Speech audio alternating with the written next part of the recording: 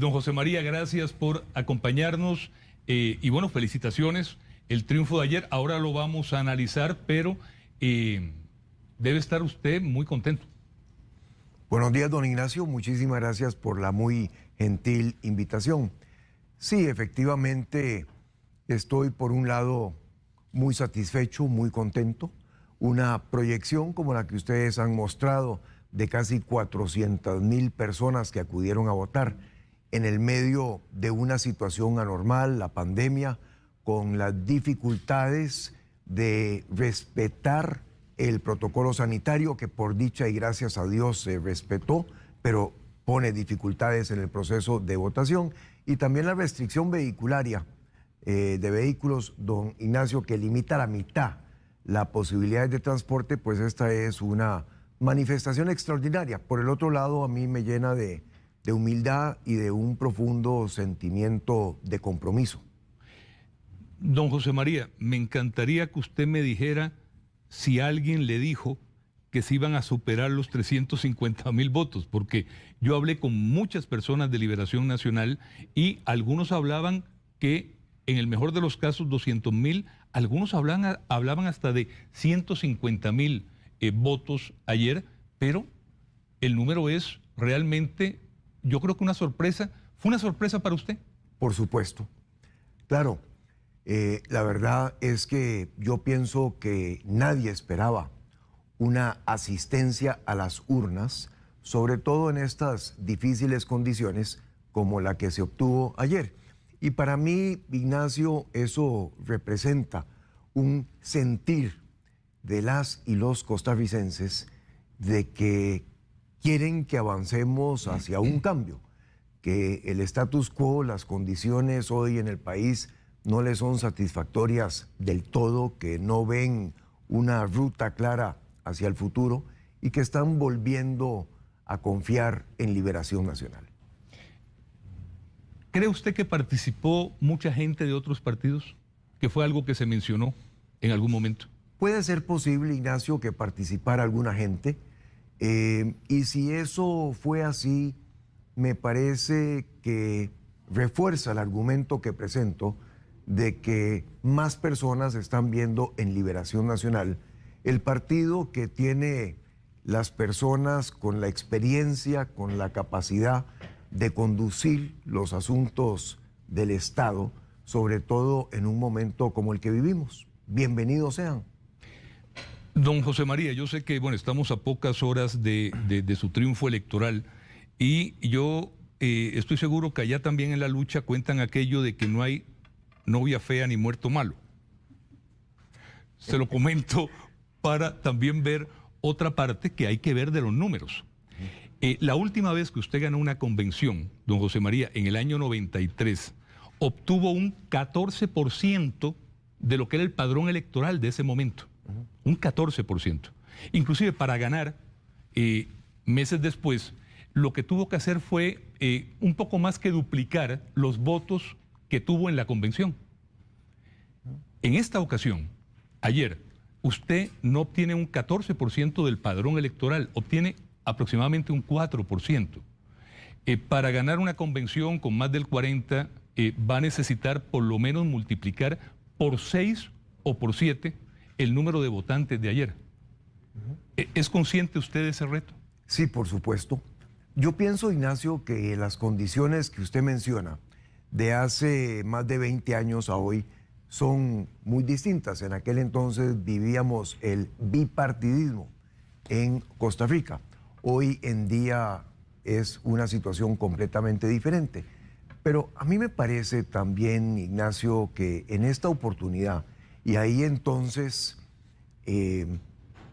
parte de la razón de ver esta votación tan extraordinaria en esta convención, es que las personas están pensando mucho más en la importancia de las ideas, de los programas y de los equipos que las pueden poner en práctica.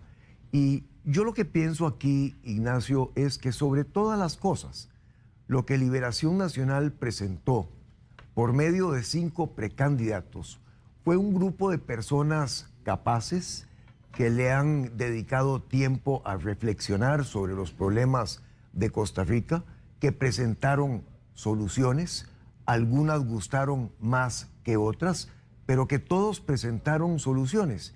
Y eso a mí me parece que es una contribución importantísima del Partido de Liberación Nacional a fortalecer nuestra democracia y a transformar Costa Rica.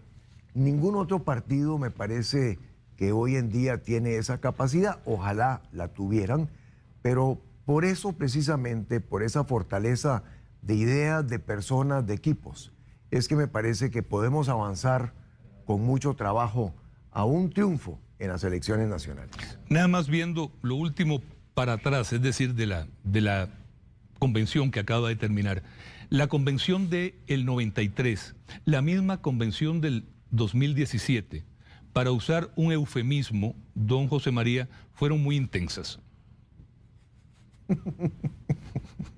¿Cuál calificativo usted les pondría? Sí, por intensas. supuesto. Muchas gracias. ¿Cómo califica la que terminó ayer? Porque yo la veo, no quiero adelantarme a su respuesta, pero la veo muy diferente a las anteriores. Yo la veo completamente diferente al resto. Las convenciones anteriores que usted tiene la amabilidad de calificar de intensas fueron inclusive confrontacionales. La última que tuvimos hace 4 años fue muy confrontacional. Ese sigue siendo un eufemismo. Bueno, y yo no me siento para nada orgulloso de eso. Uno debe aprender de los errores y de los aciertos, pero sobre todo de los errores. Pienso que cometimos un error en la confrontación de la convención anterior. En esta yo he sido muy claro desde el primer momento en decir que venía para unir a Liberación Nacional, que haría mi máximo esfuerzo posible para que eso fuera así. Y de hecho que anoche, antes de presentarme a la Casa Liberacionista José Figueres Ferrer, conversé con los otros 4 precandidatos, don Claudio Alpizar y don Carlos Ricardo Benavides, tuvieron la amabilidad de llamarme. Yo tomé la iniciativa para llamar a don Rolando y a don Roberto. Yo quedé impresionado, bien impresionado, con algunos de los planteamientos que ellos hicieron durante los debates, y quiero conversar con ellos porque tenemos que estar todos unidos en el país, don Ignacio. Costa Rica está al borde de un precipicio. No podemos darnos el lujo de dar un paso en falso, y es con el aporte de todas y de todos que vamos a poder transformar a nuestra patria. ¿Ve en alguna función en su campaña o eventualmente en su gobierno alguno de los otros 4 precandidatos? Es temprano para hablar de gobierno. Yo aspiro a conformar lo que yo llamaría una selección nacional. La base de esa selección será, por supuesto, liberacionista, pero no excluyo para nada, don Ignacio, llamar a algunas personas de algunos otros sectores, porque precisamente la condición del país requiere del mejor equipo posible. Y sí, por supuesto, quisiera que se integraran los 4 compañeros precandidatos en lo que es la campaña que tenemos al frente. ¿Ya ha hecho contactos con miembros, no le voy a preguntar los nombres, no se preocupe, pero con personas fuera de Liberación Nacional? He tenido algunas conversaciones. Me parece que esa es parte de mi responsabilidad. Si las y los costarricenses están confiando en este servidor para ir adelante, yo debo darme a la tarea de conformar esa selección nacional.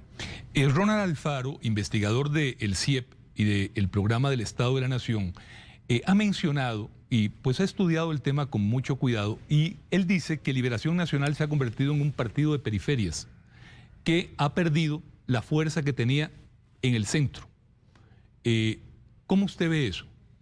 Yo pienso, Ignacio, que en estos 70 años de vida partidaria, en que sin lugar a duda Liberación Nacional es el que más ha contribuido al bienestar de nuestro país, y que también hemos cometido algunos errores, Liberación Nacional se ha ido alejando de algunos sectores de la población costarricense que en otrora representamos.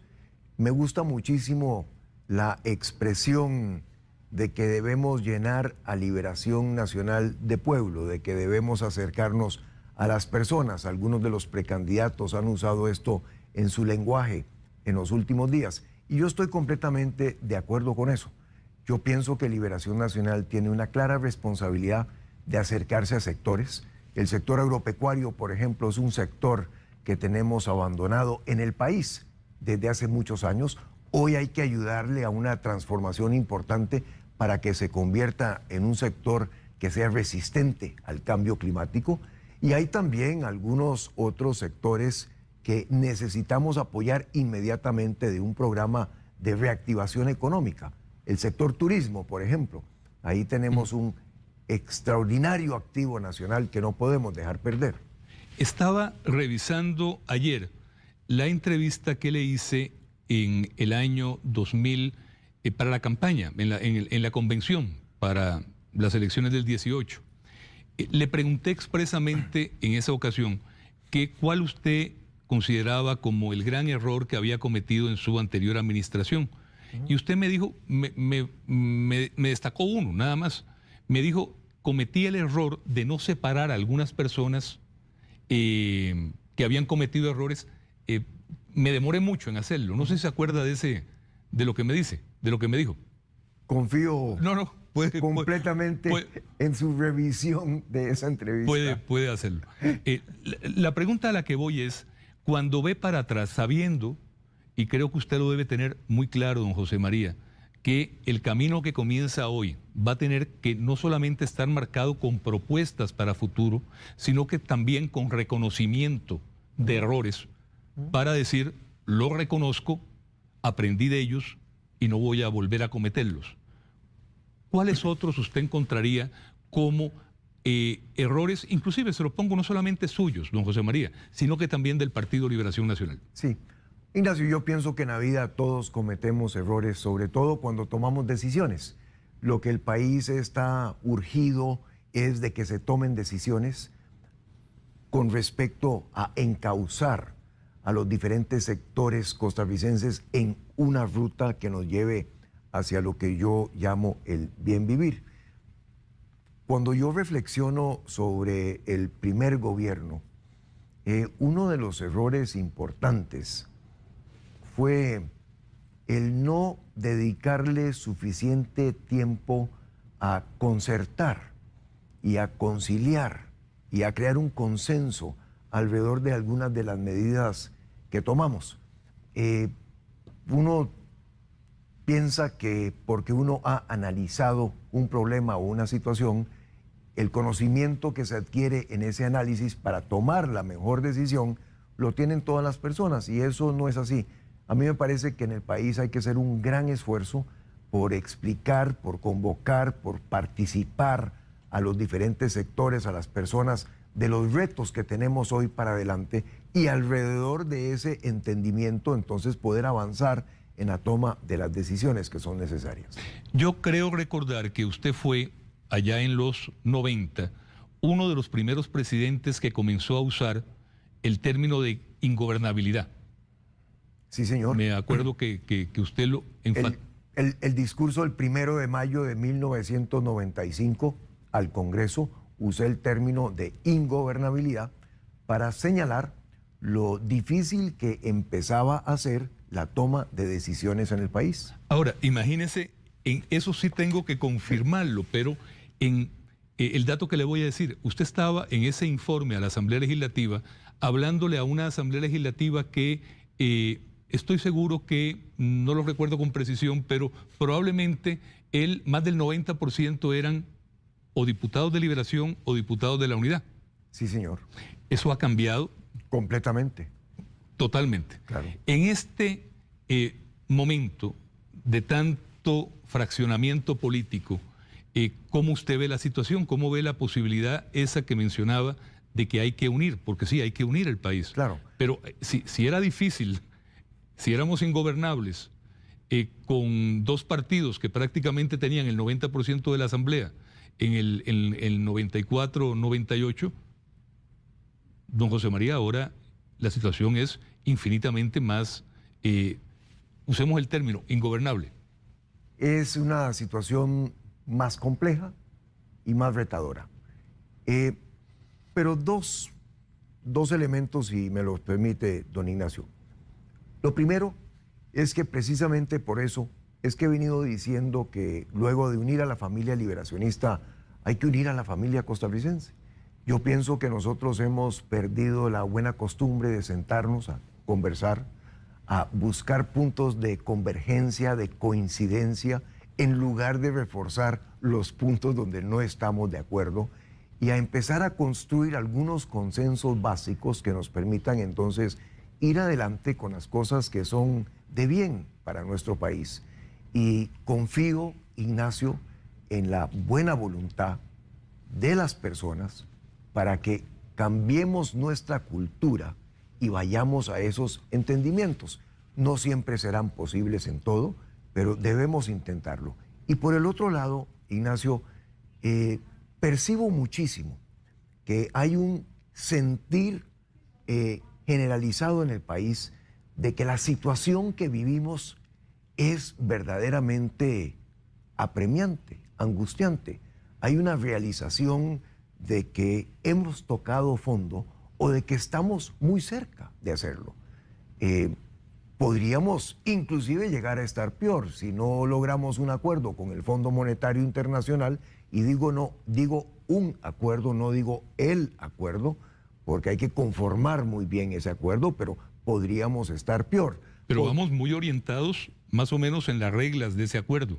Cambiarlo ahora va a ser un poco como cambiar de caballo en medio del río. Bueno, yo pienso, Ignacio, que lo que nos da, estoy seguro que el Fondo Monetario lo que nos da es un marco de referencia, y dentro de ese marco de referencia nos toca a los costarricenses ver cuáles son las piezas que vamos a acomodar y cómo lo vamos a hacer. Y yo quiero dedicarle un poco de estudio a eso para estar seguro de que no nos estamos poniendo una camisa de fuerza, porque necesitamos tener total flexibilidad, mucha agilidad para salir con las propuestas que han de llevarnos al otro lado del río, para usar el símil que usted usaba, de no cambiar de caballo a la mitad del río.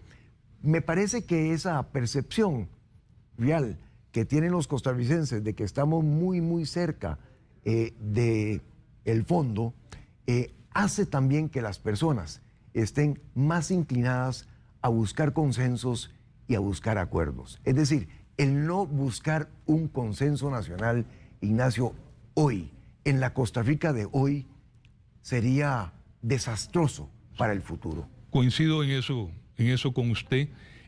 También creo que nuestra nación tiene muchas más cosas en común para unirnos que los elementos que nos dividen.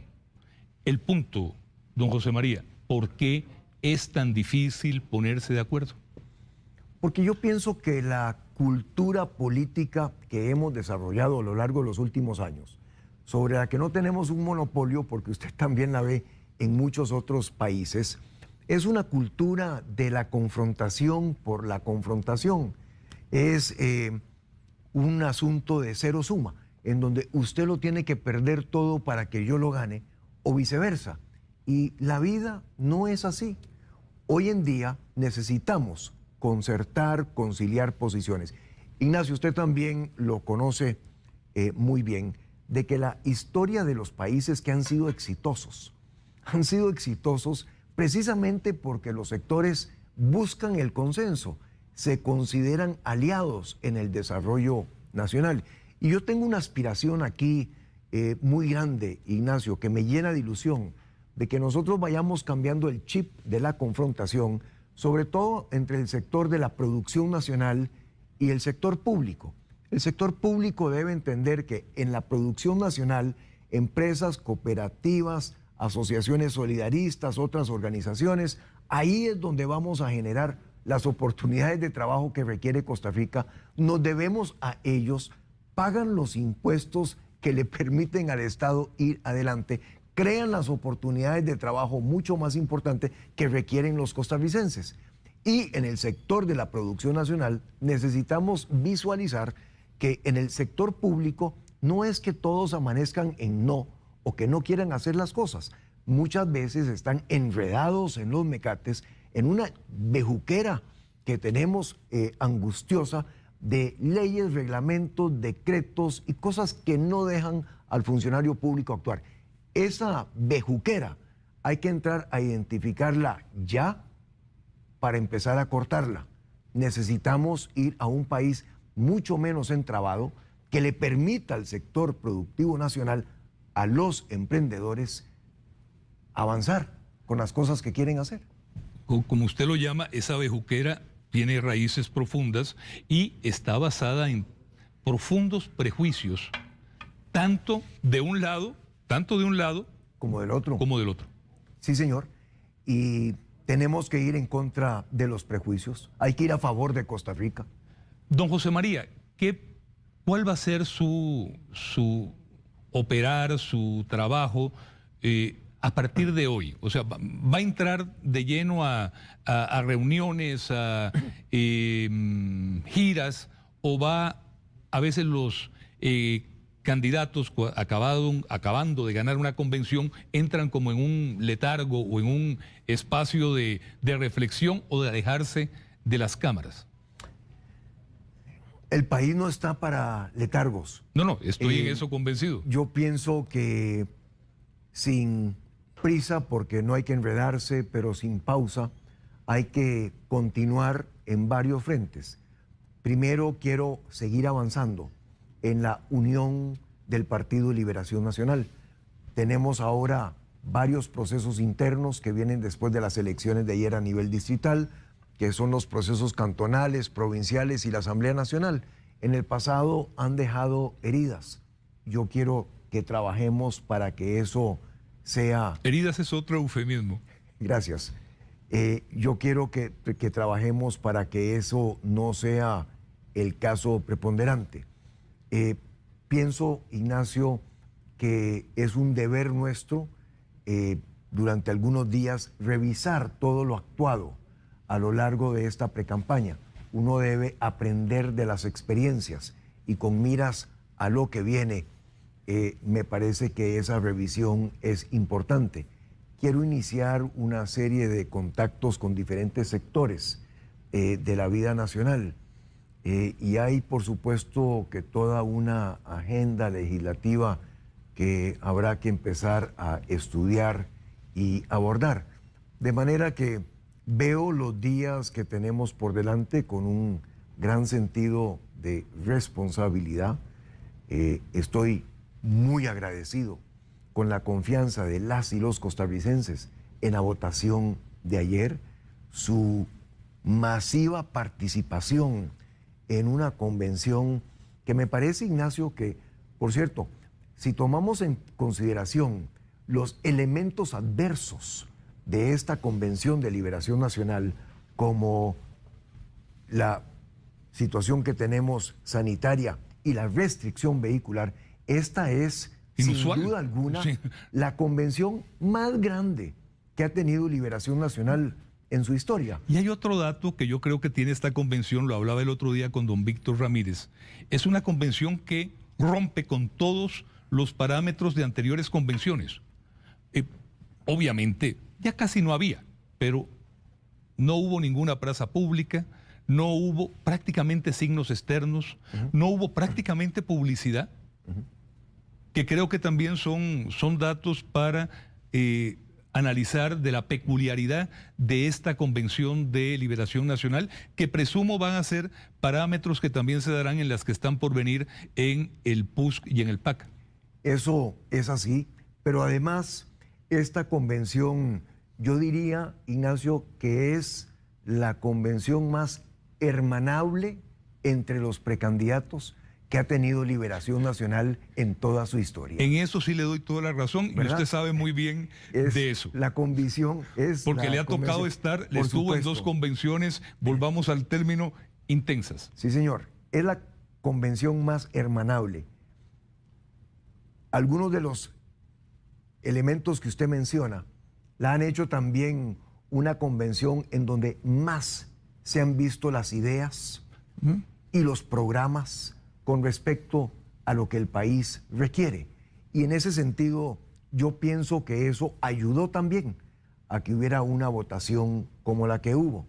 Por lo tanto, construyendo sobre eso, me parece que Liberación Nacional le plantea al país un conjunto de dirigentes políticos que tienen experiencia, que han estudiado los problemas del país y que están dedicados y quieren ayudar. Yo quiero aprovechar todo eso.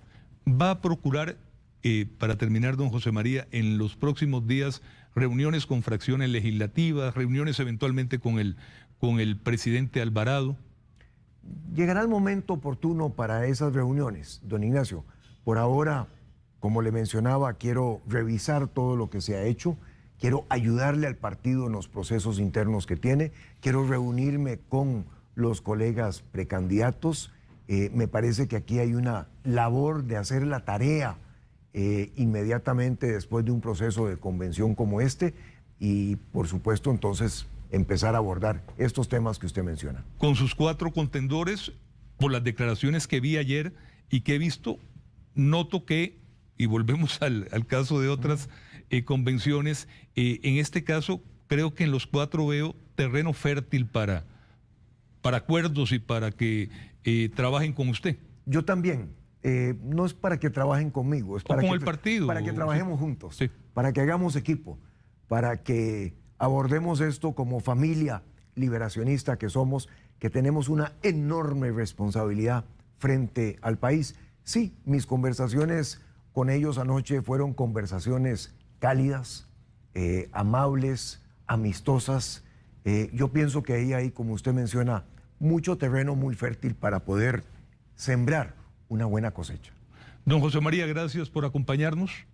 En la otra ocasión que vino habíamos quedado de que si ganaba, pues íbamos a tener el gusto de conversar con usted. Muchísimas gracias por la invitación. ¿Cómo no? Tengo entendido que hoy va a varios medios, va a ser hoy un día de medios.